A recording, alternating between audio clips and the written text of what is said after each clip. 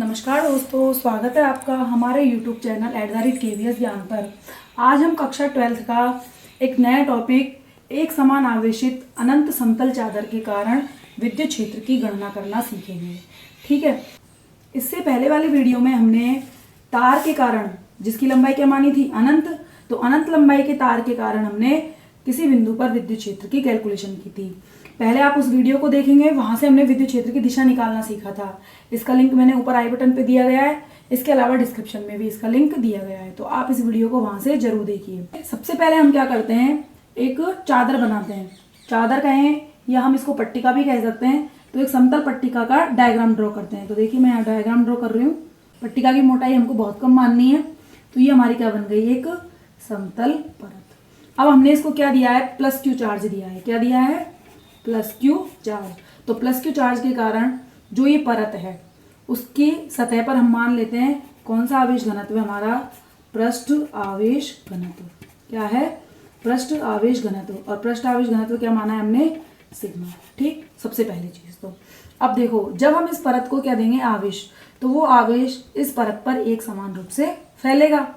अब एक समान रूप से फैलेगा तो मैक्सिमम जो आवेश है, क्योंकि हमने इसकी मोटाई तो क्या मानी है, बहुत कम मानी है, तो कहाँ रहेगा वो, सामने वाली सतह पर और पीछे वाली सतह पर। ठीक, अब देखो, हमें जो विद्युत क्षेत्र की तीव्रता कैलकुलेट करनी है वो इस तल के लंबवत कैलकुलेट करनी है। यानी कि हमने क्या मान लिया कि विद्युत क्षेत्र हमारा इस डायरेक्शन में है और इस डायरेक्शन को हमने मान लिया x डायरेक्शन। ठीक, तो ये तो हमारी सामने वाली सतह के लिए है। ऐसे ही जो पीछे वाली सतह है उसके लिए जो डायरेक्शन है वो क्या होगी, इधर की तरफ होगी। तो हमारा जो विद्युत क्षेत्र है वो इस दिशा में है और दूसरी वाली जो सतह है उसके लिए इस दिशा में है। ठीक, अब देखो, सबसे पहले हम क्या करते हैं, एक गाउसीय पृष्ठ की कल्पना करेंगे जो कि इस संपूर्ण आवेश को क्या कर ले, परिबद्ध कर ले। तो आवेश का डिस्ट्रीब्यूशन आप इसको इस तरह से दिखा सकते हैं कि जो आवेश है वो, क्योंकि हमको एक ही सरफेस दिखेगी, 3D इमेज को हम बना नहीं सकते, केवल हमें सामने वाला सतह दिखाई देती है। जैसे देखो, जैसे ये रजिस्टर है, ये भी हमारी क्या है, एक पट्टिका है। ये इसकी एक सतह हो गई और ये इसकी दूसरी सतह हो गई। तो हम क्या कर रहे हैं, हमने इसको इस तरह से रख रखा है। तो पहले हम इस वाली सतह के लिए और फिर हम इस वाली सतह के लिए, ठीक, दो सतह हो गई। इन दोनों के लिए क्या करेंगे, टोटल विद्युत क्षेत्र एक साथ कैलकुलेट करेंगे। तो अब समझ में आ गया कि आवेश हमारा इस वाली सतह पर एक समान रूप से फैला हुआ है, प्लस प्लस प्लस, और इस वाली सतह पर फैला हुआ है। अब देखो, हमने क्या किया, एक बिंदु P कंसीडर कर लिया इधर की तरफ, यहाँ ये इसकी जो मिड पॉइंट है इससे कितने डिस्टेंस पर है, R डिस्टेंस पर। और एक बिंदु यहाँ कंसीडर कर लिया, इसका नाम दे दिया P', ये कितने डिस्टेंस पर है, इससे R डिस्टेंस पर। यानी कि दोनों बिंदुओं के बीच टोटल डिस्टेंस कितनी आएगी हमारी, 2R। समझ में आ गया। अब देखो, अब हम क्या करते हैं, इस चार्ज को परिबद्ध करने के लिए एक सरफेस की कल्पना करते हैं। तो यहाँ पर हम दो तरह की सरफेस मान सकते हैं। कितने तरह की, दो तरह की। सबसे पहले तो हम यहाँ पर एक समांतर षटफलक, या षटफलक जिसमें कितनी भुजाएं होती है, 6। तो या तो हम समांतर षटफलक माने, या सबसे इजीएस्ट पृष्ठ है हमारा दूसरा बेलनाकार। दोनों में से किसी भी पृष्ठ की हम यहाँ पर कल्पना कर सकते हैं। तो हमारे लिए इजी रहेगा बेलनाकार। तो हम क्या करते हैं, इस परत के लिए एक बेलनाकार पृष्ठ की कल्पना करते हैं जो हमारा क्या होगा, गाउसीय पृष्ठ। ठीक है, तो देखिए हमने क्या किया, ये जो 2R है, बिंदु P और P' के मध्य डिस्टेंस कितनी, 2R। तो हमने क्या किया, इन बिंदुओं पर 2R लंबाई के एक बेलन की कल्पना कर ली। ठीक, जो हमने यहाँ दिखाई हुई है नीचे। और जो ये सरफेस है, एक को मान लेते हैं S1, जैसे मान लिया इसको, तो क्या मान लिया, S1, और इस सेकंड वाली को मान लेते हैं S2, और जो बीच वाली जो सरफेस है वो क्या बन जाएगी हमारी, S3।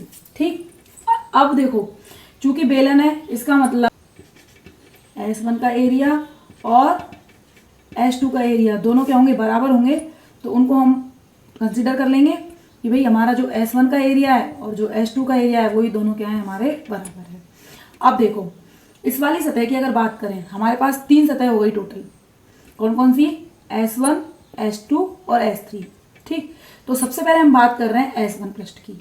तो S1 पृष्ठ की यदि बात की जाए तो इसके लिए विद्युत क्षेत्र की डायरेक्शन तो किधर है, इधर की तरफ। डायरेक्शन ही मेन है, समझना। ठीक, और यदि हम क्या माने, क्षेत्रफल अल्पांश मान ले, यहाँ पर कोई क्षेत्रफल अल्पांश है जिसका एरिया कितना है, DS1, तो उसकी डायरेक्शन किधर आएगी, तल के लंबवत बाहर की ओर, तो तल के लंबवत बाहर की ओर किधर बनेगी, इधर ही बनेगी। ये क्या हो गई हमारी, किसकी डायरेक्शन हो गई, DS1 की। तो डायरेक्शन समझ में आ गई। विद्युत क्षेत्र की डायरेक्शन तो बाहर की तरफ पहले से ही है और DS1 की डायरेक्शन भी क्या हो गई, बाहर की तरफ। अब इस बिंदु पे देखिए, ये हमारा S2 पृष्ठ है, तो हमने क्या किया, यहाँ पर एक अल्पांश मान लिया जिसका एरिया मान लिया DS2। इस बिंदु पर देखो विद्युत क्षेत्र की डायरेक्शन पहले से ही बाहर की तरफ है, E वेक्टर, और DS2 की डायरेक्शन भी किधर आएगी, तल के लंबवत बाहर की ओर मानते हैं हम। तो ये हमारी क्या हो गई, DS2 की डायरेक्शन। ये तो हो गई हमारी S1 और S2 पृष्ठ की बात। अब देखिए, हमने पहले से ही माना है कि हमारा जो विद्युत क्षेत्र है वो कौन सी दिशा में है, E हमारा कौन सी दिशा में है, X दिशा में है। ठीक, तो अगर आप S3 पृष्ठ की बात करोगे तो S3 पृष्ठ पे अगर मैं कोई अल्पांश यहाँ मान लेती हूँ कि इसका एरिया कितना हो गया, DS3, तो इसके लिए हमारा जो क्षेत्रफल सदिश है उसकी डायरेक्शन किधर आएगी, तल के लंबवत बाहर की तरफ, यानी ये किसकी डायरेक्शन हो गई, DS3 की। और ये की डायरेक्शन किस डायरेक्शन में, पहले से ही X डायरेक्शन में। तो दोनों के बीच कितने डिग्री का एंगल बन रहा है हमारा, 90 डिग्री का। तो इस तरह से इस डायग्राम को ध्यान में रखना है। अब हम करते हैं इसका डेरिवेशन। ठीक, देखिए सबसे पहले तो हम क्या लिखेंगे, इसकी थ्योरी लिखेंगे कि हमने क्या मान रखा है कि हमने एक अचालक परत ली है जिसको हमने क्या दिया है, +Q आवेश दिया है। +Q आवेश दिया है, वो इस पर एक समान रूप से वितरित है। अब हमने क्या किया, इस परत के जो मध्य बिंदु है, इस परत के मध्य बिंदु से r दूरी पर एक बिंदु P मान लिया जिस पर हमको क्या करनी है, विद्युत क्षेत्र की तीव्रता ज्ञात करनी है। अब चूंकि यहाँ पर हमारे दो सरफेस हैं, जो चालक परत है उसमें कितनी सरफेस है, दो, एक सामने वाली एक पीछे वाली। तो इसी तरह से दूसरी परत के लिए भी हमको यहाँ पर एक दूसरा बिंदु मानना पड़ेगा जिसको नाम क्या दिया हमने, P'। ठीक है, तो इस तरह से हमने दो सरफेस है इसलिए यहाँ पर दो बिंदु कंसिडर किए हैं। अब देखो, सबसे पहले हम यहाँ क्या करेंगे, 2r लंबाई व S पृष्ठ क्षेत्रफल वाले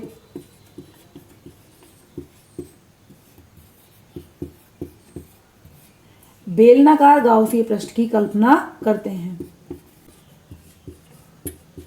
ठीक, तो सबसे पहला काम हमको क्या करना है, 2r लंबाई व S पृष्ठीय क्षेत्रफल वाले बेलनाकार गाउसीय पृष्ठ की कल्पना करनी है। ठीक, अब देखिए सबसे पहले हम लिखेंगे गाउसीय पृष्ठ से निर्गत फ्लक्स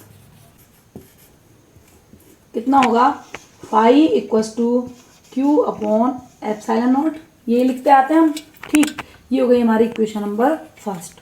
और फ्लक्स की डेफिनेशन से हमको पता है क्या होता है, फाई इक्वस टू लिखते हैं हम समाकलन बंद पृष्ठ S E vector dot DS vector.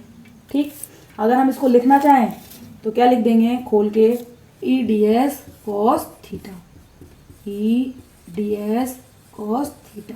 ये हो गई हमारी इक्वेशन नंबर 2। इक्वेशन 1 और इक्वेशन 2 इक्वल है तो दोनों को क्या कर लेंगे, इक्वल कर लेंगे। तो ये हमारा हो जाएगा phi equals to Q/ε0 equals to integration E vector dot DS vector, या हम इसको क्या लिख दें, EDS cos थीटा। ठीक, इस तरह से इक्वेशन हमारी आ गई फाई की फॉर्म में। अब देखिए आवेश घनत्व जो होता है सिग्मा, वो क्या होता है हमारा, आवेश बटे क्षेत्रफल। ठीक है, अब देखो आवेश कितना माना है हमने, Q, और क्षेत्रफल कितना माना है, S। तो यहाँ से हमारे पास Q बराबर क्या आ जाएगा, सिग्मा S। ठीक है, अब देखो इसका मतलब हमारी जो समीकरण आई थी वो क्या बन गई, इंटीग्रेशन EDS cos थीटा बराबर सिग्मा S/ε0। ठीक, अब देखो हमने माना था गाउसी पृष्ठ, ये वाला, ये इस तरह से बेलन बनाया था। ठीक, इस बेलन में हमारे पास तीन पृष्ठ थे, S1, S2 और S3। तो इस इंटीग्रेशन को हम तीन पार्ट में तोड़ लेते हैं। सबसे पहला पार्ट बनेगा हमारा S1 यानी कि EDS1 cos थीटा। दूसरा पार्ट बनेगा हमारा S2 EDS2 cos थीटा।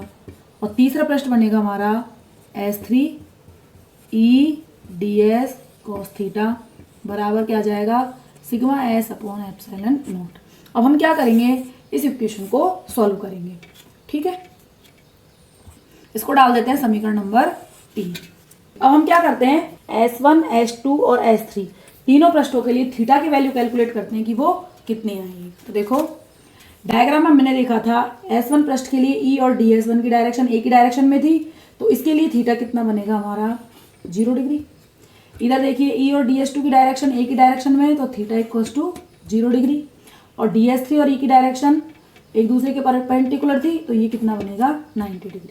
तो S1 के लिए 0 डिग्री, S2 के लिए 0 डिग्री और S3 के लिए 90 डिग्री। ठीक है, तो देखिए S1 के लिए लिखते हैं हम। तो देखो S1 के लिए थीटा इक्वल्स टू 0 डिग्री, इसका मतलब कॉस थीटा बराबर हो गया कॉस 0, इसका मतलब 1।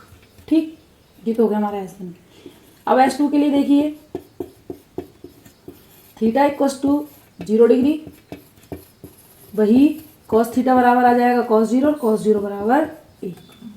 अब S3 पृष्ठ के लिए देखो, S3 पृष्ठ के लिए थीटा बराबर 90 डिग्री, तो कॉस 90 हमारा बन गया 0। ठीक, तो ये वैल्यूज है, कॉस 0 की वैल्यू 1 होती है और कॉस 90 की वैल्यू 0 होती है। अब इन सब मानों को किस में रख देंगे हम, समीकरण नंबर 3 में। तो सबसे पहले देखते हैं S1 E DS1, कॉस 0 की वैल्यू 1 प्लस सेकेंड सरफेस थी हमारी S2, तो E DS2 1, और थर्ड थी हमारी E DS3, ये हो जाएगी 0 बराबर sigma S upon epsilon not. तो ये वाली तो हमारी फिनिश हो गई 0, ये दोनों सरफेस बची। तो यहाँ से आ गया हमारे पास integration S1 E DS1 plus integration E DS2 बराबर sigma S upon epsilon naught. ये हमारा कांस्टेंट है, बाहर निकाल लेते हैं DS1, यहाँ से भी E बाहर आ गया, यहाँ क्या रहेगा DS2 बराबर आ गया sigma S upon epsilon not.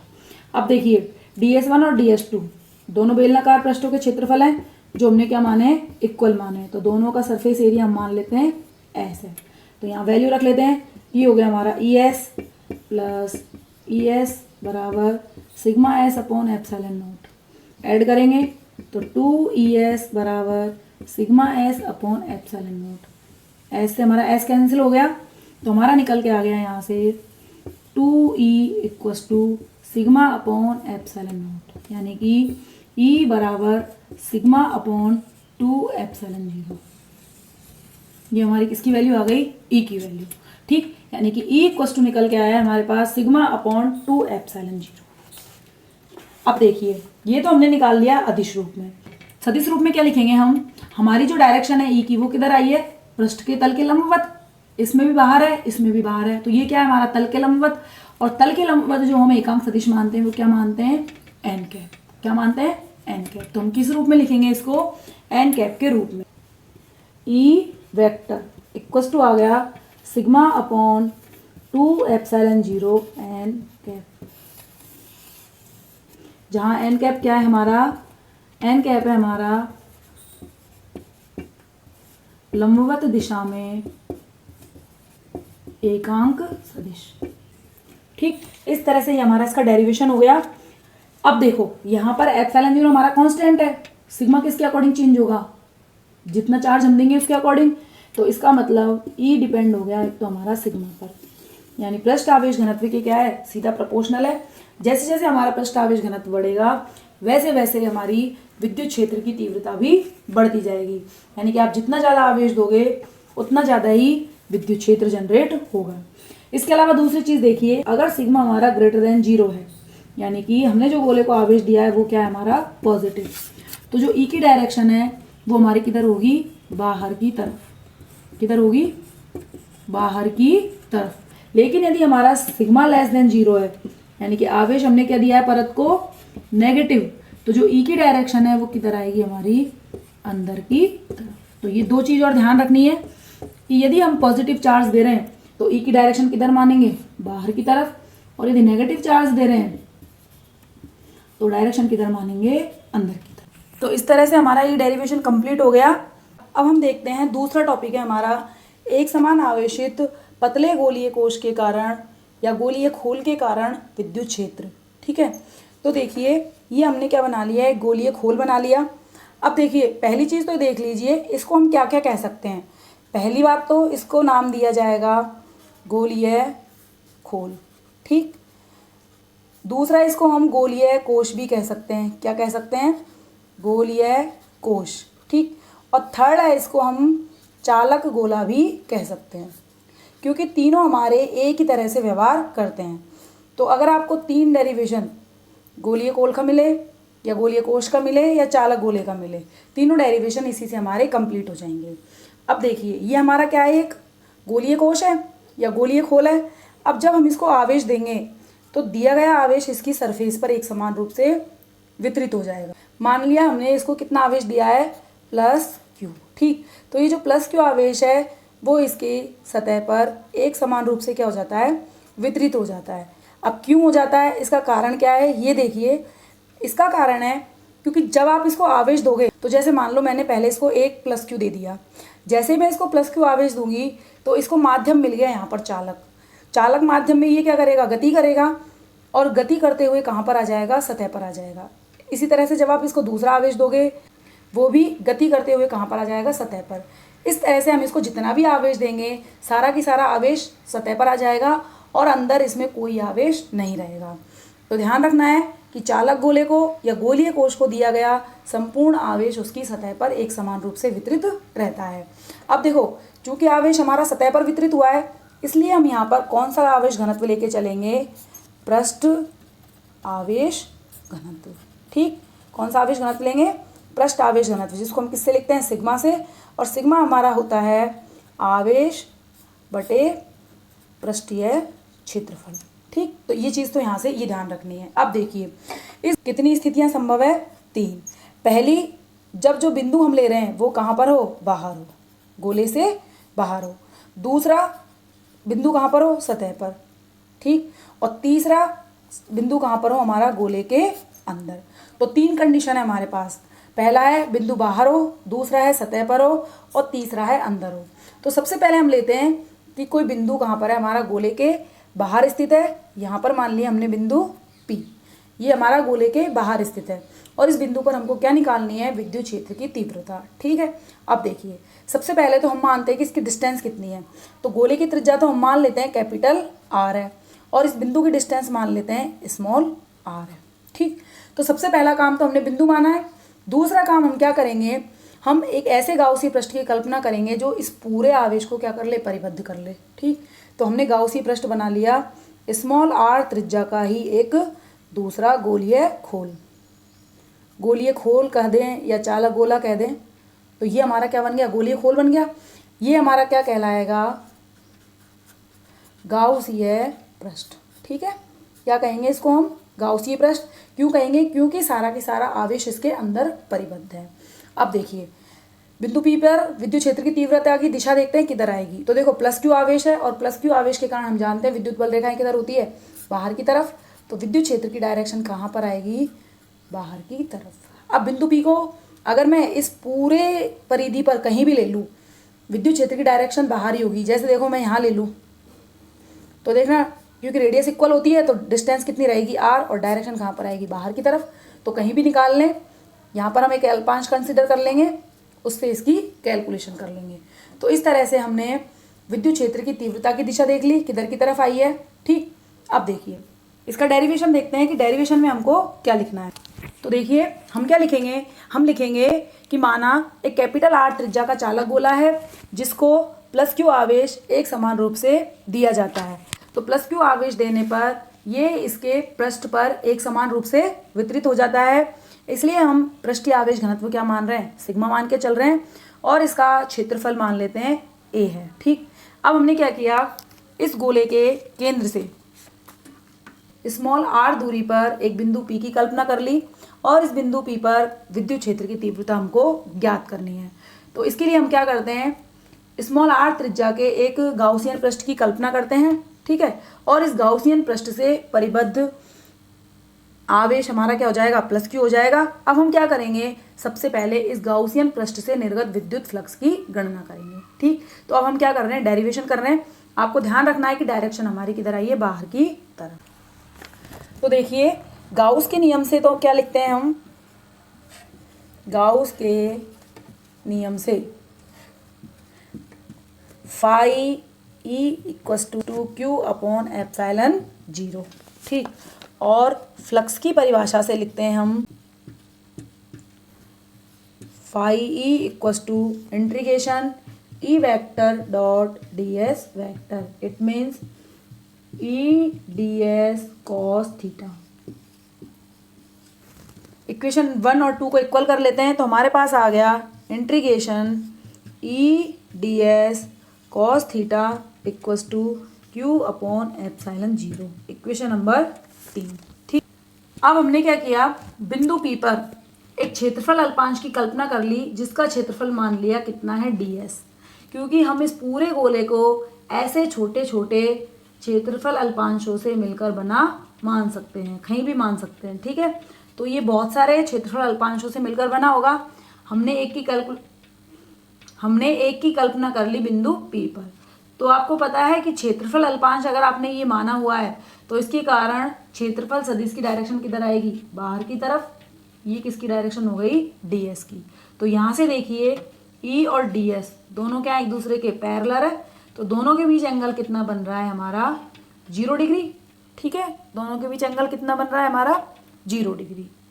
अब देखिए समीकरण 3 से क्या हो जाएगा हमारे पास, समीकरण 3 से चूंकि E पैरेलल है ds के, तो इसका मतलब E व ds के मध्य कोण कितना है 0 डिग्री का, थीटा बराबर कितना है 0 डिग्री। तो हमारे पास कॉस थीटा क्या निकल के आएगा, कॉस 0, और कॉस 0 की वैल्यू कितनी होती है 1। ठीक, 1 होती है। तो समीकरण 3 में जब हम मान रखेंगे, इक्वेशन 3 में मान रखने पर क्या आएगा हमारे पास, integration E D S, cos 0 की जगह क्या लिख देंगे 1, यानी कॉस थीटा की जगह लिख दिया हमने 1 equals to Q upon epsilon zero. ठीक, तो हमारे पास आ गया इंटीग्रेशन ई डी एस बराबर Q upon epsilon zero, equation number 4। ठीक है, समीकरण 4 में हमारा ई तो क्या है, कांस्टेंट है, तो ई को तो हम क्या निकाल लेंगे, बाहर निकाल लेंगे। तो समीकरण 4 से हमारे पास आ जाएगा ई और डी एस हमारा अंदर रह गया, और ये आ गया क्यू अपॉन एप्सिलॉन जीरो। जो इंटीग्रेशन डी एस है वो हमारा क्या है, गोलीय खोल का संपूर्ण पृष्ठीय क्षेत्रफल, गोलीय खोल का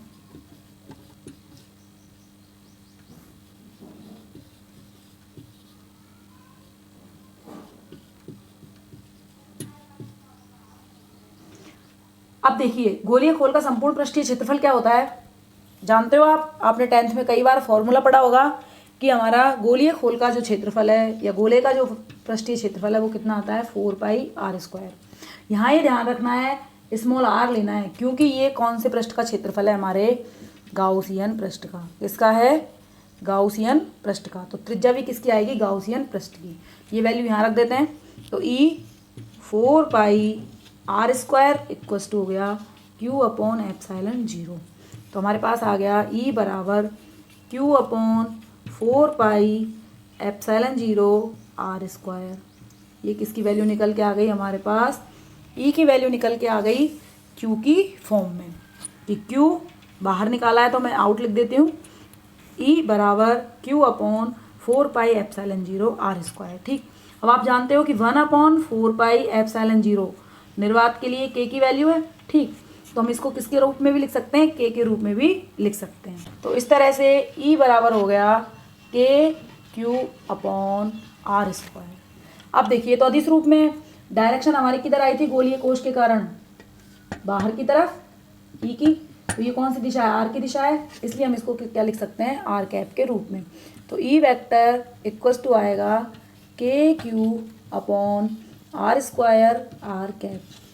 ये तो हमारी आ गया Q के रूप में विद्युत क्षेत्र की तीव्रता।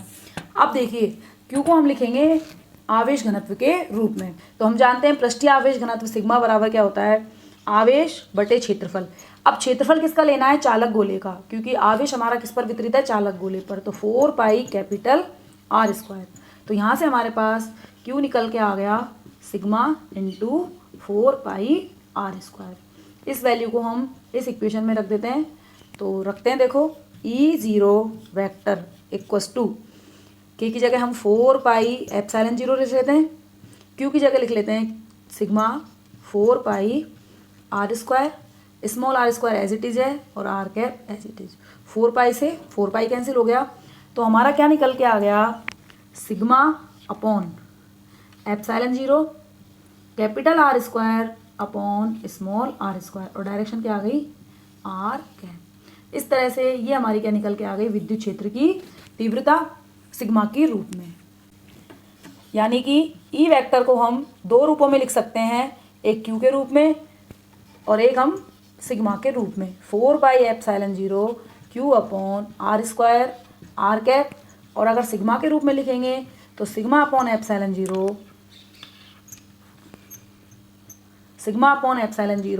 Capital R² upon small r² r cap. ये दोनों ही फॉर्मूले सही है, हम किसी को भी यूज में ले सकते हैं। देखिए अब दोनों फॉर्मूले से पता चल रहा है क्यों हमारा कांस्टेंट है, 4π कांस्टेंट है, ε0 कांस्टेंट है। इसका मतलब ई किस पे डिपेंड हो गया आर पर। ठीक, तो यहाँ से हमारे पास आ गया कि ई आउट प्रोपोर्शनल टू 1/r², यानी कि आर जैसे जैसे बढ़ेगा ई वैसे वैसे डिक्रीज होगा। तो अगर मैं ग्राफ बनाऊं किस किस के बीच में, ई आउट और आर के बीच में, तो इसको लिख लेते हैं आर एक्स अक्ष पे और वाई अक्ष पे लिख लेते हैं हम ई आउट। तो देखना जब आर को आप 0 करोगे तो ई की वैल्यू क्या आएगी इन्फिनिटी, 1/0 इन्फिनिटी हो जाएगा। तो ग्राफ हमारा यहाँ से चलेगा, हम इसको टच नहीं करेंगे, पैरेलल लेंगे। ठीक, और जब आर हमारा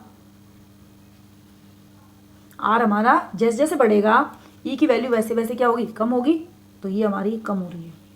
तो इस तरह से ये हमारा ग्राफ किसके लिए आ गया ई प्रोपोर्शनल टू 1/r²।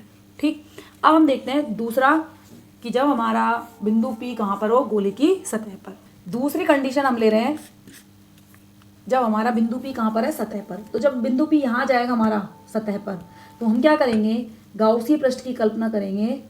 तो हमारा जो चालक गोले की सरफेस है उसके ऊपर ही दूसरा गाउसी पृष्ठ ओवरलेपित होगा। ठीक, अलग से डायग्राम में देखिए, ये हमारा चालक गोला है। अब अगर गाउसी पृष्ठ हम बनाते हैं तो दूसरा पृष्ठ भी इसी के ऊपर आएगा। ठीक, तो हम क्या कर सकते हैं, सीधा ही जो हमने अभी डेरिवेशन निकाला था उसमें स्मॉल r बराबर क्या लिख दें कैपिटल R, क्योंकि यहाँ पर देखो स्मॉल r क्या है कैपिटल R के इक्वल हो गई है। ठीक है, तो दूसरा पॉइंट देखिए, जब बिंदु हमारा गोलीय खोल की सतह पर होगा तो स्मॉल r बराबर क्या हो जाएगा कैपिटल R। तो जो भी हमारा समीकरण आया था उसमें हम स्मॉल r की जगह क्या लिख लेंगे कैपिटल R। तो ई वेक्टर क्योंकि फॉर्म में तो क्या हो जाएगा हमारा 1/4πε0 Q upon capital R²। Direction बाहर आर कैप की डायरेक्शन में आएगी। और यदि आप सिग्मा की फॉर्म में लिखोगे तो sigma upon ε0 capital R² upon small r की जगह कैपिटल R², दोनों कैंसिल हो जाएंगे। तो यहाँ से निकल के आएगा हमारा सिग्मा अपॉन ε0 r कैप। तो इस तरह से हमारे पास दोनों आ गए, क्यू की फॉर्म में आ गया और सिग्मा की फॉर्म में आ गया। अब देखिए सिग्मा भी हमारा कांस्टेंट होगा क्योंकि आवेश पर डिपेंड है केवल, और ε0 कांस्टेंट है। इसका मतलब सतह पर हमारी जो विद्युत क्षेत्र की वैल्यू है वो क्या रहेगी कांस्टेंट रहेगी। ठीक, तो यदि हम ई और आर के बीच में ग्राफ प्लॉट करें तो चूंकि हमारा ई आर पे डिपेंड ही नहीं है, किस पे डिपेंड नहीं है आर पे डिपेंड नहीं है, केवल कैपिटल आर के लिए हम जरूर लिख सकते हैं। इसलिए जब हम इसका ग्राफ प्लॉट करेंगे तो ग्राफ में हमको कोई भी लाइन नहीं मिलेगी। इस तरह से ये हमारा सेकंड पॉइंट कंप्लीट हो गया। अब देखते हैं तीसरा पॉइंट। तीसरा पॉइंट हमारा जब बिंदु P गोलीय खोल के अंदर स्थित हो। देखिए ये हमारा गोला है, चालक गोला मान लेते हैं इसको हमने आवेश दे रखा था +Q।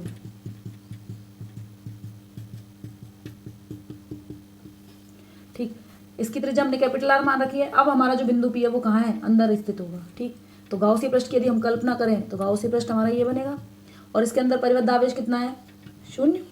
ठीक है, तो चूंकि जब हम गाउसी पृष्ठ बनाते हैं तो गाउसी पृष्ठ के लिए हमारा परिबद्ध आवेश कितना हो रहा है 0 हो रहा है। तो फाई हमारा क्या होता है Q अपॉन ε0। Q क्या हो गया 0, क्योंकि Q यहाँ पे कितना है ही नहीं है, खाली है पृष्ठ हमारा अंदर। तो तो Q 0 होते ही फाई क्या हो जाएगा 0, और जैसे ही फाई 0 होगा विद्युत क्षेत्र की वैल्यू भी क्या हो जाएगी 0 हो जाएगी। ठीक, फॉर्मूले से देख लेते हैं इसको।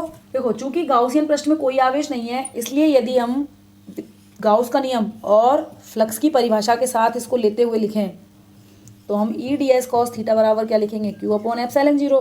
Q हमारा 0 हो जाएगा, तो ये आएगा हमारा E D S cos theta बराबर 0। अब देखिए डी एस तो हमारा 0 हो नहीं सकता क्योंकि गाउसीय पृष्ठ का तो क्षेत्रफल होगा, तो क्या 0 होगा हमारा ई, तो यहाँ से आ जाएगा ई वेक्टर बराबर 0। ये क्या हो गया हमारा अंदर की तरफ विद्युत क्षेत्र की वैल्यू।